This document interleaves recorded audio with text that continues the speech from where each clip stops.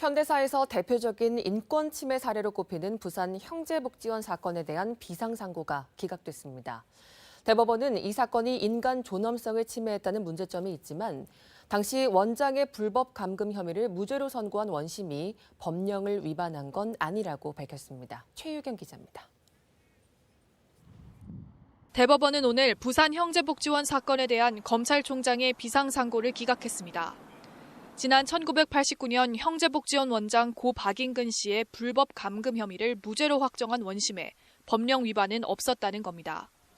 대법원은 형제복지원 사건이 헌법상 최고 가치인 인간의 존엄성을 침해했다는 중대한 문제점이 있다고 밝혔습니다.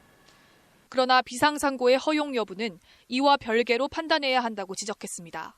그러면서 박 씨에 대한 무죄 판결은 법령을 위반한 게 아니라 훈련 등 전제 사실을 오인한 것이라 비상상고의 요건에 맞지 않다고 설명했습니다.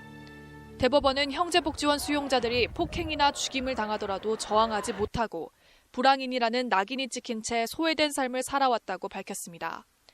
그러면서 지난해 6월 법 개정으로 활동이 재개된 진실화해위를 통해 형제복지원 피해자들의 아픔이 치유되고 사회통합이 실현되기를 기대한다고 덧붙였습니다.